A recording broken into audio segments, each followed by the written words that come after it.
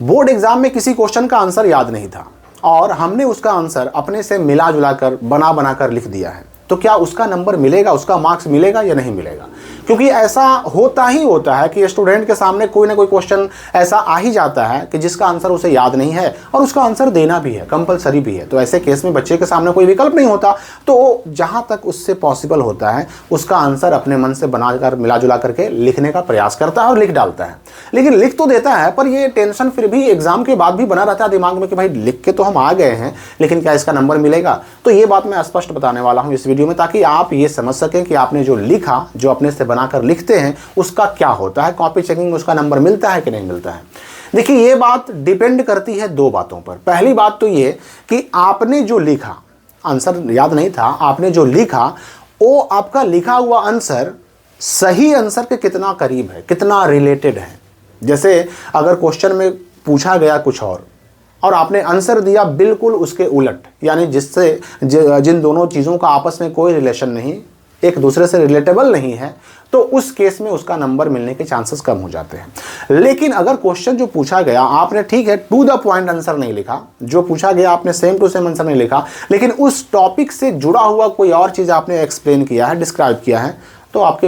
Answer उस answer के number, marks मिलने के चांसेस बढ़ जाते हैं। दूसरी चीज़ ये भी है कि आपने जो लिखा है उसके अलावा जो आपने बाकी आंसर लिखा है वो आपका कितना सही है। जैसे देखिए, अब इस बात को अच्छे से आप समझ लीजिए ताकि आपको ये अंदाज़ा हो सके कि आपने जो लिख कर आपने कॉपी में जमा कर दिया उसमें कितना नंबर मिलने जा रहा है। सबसे बड़ी चीज़ क्या होती है कि जब एग्जामिनर आपकी कॉपी को खोलता है और जब आपके आंसर को पढ़ना शुरू करता है, तो आपकी राइटिंग अगर अच्छी रहती है तो ऑटोमेटिक वो आपसे इम्प्रेस हो जाता है। आपकी राइटिंग से इम्प्रेस हो गया या फिर आपके लिखे हुए आंसर की शुद्धता से, यानी सही सही आपने आंसर लिखा, उससे अगर इम्प्रेस हो गया, तो वैसे केस में अगर एक दो क्वेश्चन बच्चे ने मिला जुला कर भी लिखा है तो पार हो जाता है। पार हो जाता है मतलब उसको सही करके और उसका मार्क्स मिल जाता है, बशर्ते कि बाकी के आंसर सही हो। क्योंकि बाकी के आंसर सही होंगे तो पढ़ते पढ़ते पढ़ते पढ़ते लास्ट में अगर एक दो क्वेश्चन ऐसा लिखा हुआ होगा जिसका जो है बच्चे ने मिला जुला कर लिखा है, अपने से बनाकर लिखा है, तो जब लास्ट में एग्जामिनर वहां तक पहुंचता है तब तक उसको इतने सारे सही आंसर मिल चुके होते हैं कि उसके दिमाग में कहीं ना कहीं ये धारणा बन जाती है कि ये बच्चा पढ़ने में ठीक ठाक है, इसके इतने सारे आंसर सही लिखे हुए हैं, ये बच्चा पढ़ने में ठीक ठाक है। और ये धारणा जब बन जाती है और तब वो लास्ट तक पहुंचता है जहां पर एक दो क्वेश्चन बनाकर लिखा हुआ है, तो उस कंडीशन में वो सारे क्वेश्चन 1 2 3 जो भी हों, जो बनाकर मिला जुला कर लिखे गए, उसको सही मार करके उसका नंबर मिल जाता है।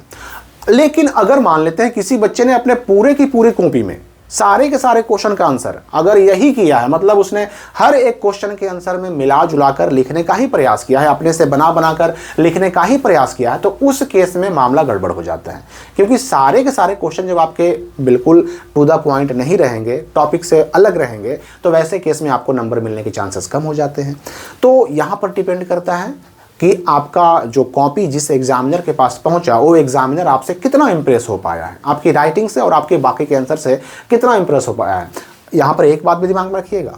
कि कोई भी एग्जामिनेशन हो, किसी भी बोर्ड का एग्जामिनेशन हो, हर एग्जामिनेशन में जो क्वेश्चन पेपर मिलता है उसमें एक बात तो स्पष्ट लिखी होती है कि परीक्षार्थी यथासंभव अपने ही शब्दों में प्रश्नों का उत्तर दे। तो अपने से मिला जुला कर लिखने पर आंसर जो है उसका मार्क्स मिलता है, क्योंकि आपको कहीं ना कहीं बोर्ड ने ये इंस्ट्रक्शन भी तो दिया है कि आप जहां तक संभव हो अपने शब्दों में ही उत्तर दें, लेकिन आपका उत्तर आपके आंसर से, क्वेश्चन से कितना रिलेटेड है उस पर डिपेंड करता है, और साथ ही साथ आपके बाकी के दूसरे क्वेश्चन के आंसर वो सही कितने हैं उस पर डिपेंड करता है कि आपको नंबर मिलेगा कि नहीं मिलेगा, और मिलेगा तो कितना मिलेगा। और वैसे भी देखिए, स्टेप मार्किंग के बारे में आप जानते होंगे, लगभग हर बोर्ड में स्टेप मार्किंग की व्यवस्था होती है। उसमें क्या होता है कि अगर आपने किसी क्वेश्चन का आंसर लिखा और उसमें अगर 4 पॉइंट में आंसर देने थे, अगर आपका 2 पॉइंट सही हुआ तो 2 पॉइंट का जो नंबर मिलना चाहिए वो मिलता है। एग्जाम्पल के लिए अगर 4 पॉइंट लिखने थे और 4 मार्क का क्वेश्चन भी था, 4 मार्क्स का, और अगर आपने 2 ही पॉइंट सही लिखा, 2 पॉइंट गलत हुए, तो आपको 2 नंबर मिलेगा।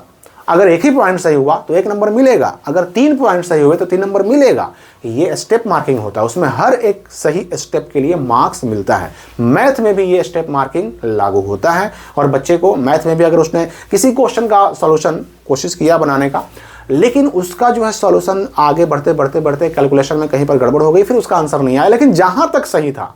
उसका उस क्वेश्चन का सॉल्यूशन जहां तक सही था वहां तक के स्टेप के हिसाब से जो मार्क्स बनने चाहिए उसके, उतना मार्क्स उसको मिलता है। तो याद रखिए कि अपने से मिला जुला कर बनाकर लिखने से भी नंबर मिलते हैं, लेकिन डिपेंड करता है कि आपके बाकी के आंसर वो सही है कि गलत है। आपने पूरी कॉपी में सिर्फ मिला जुला कर ही लिखा है, बना कर ही लिखा है, या फिर आपके बाकी के आंसर सही भी हैं, उस पर डिपेंड करता है। मेरे ख्याल से आप सारी बातें समझ गए होंगे। नंबर मिलता है, 100% मिलता है, ना मिलने का सवाल ही नहीं है। तो कोई डाउट अगर आपके मन में बच गया हो कमेंट करके पूछ सकते हैं। हम मिलेंगे अगली वीडियो में नए अपडेट के साथ।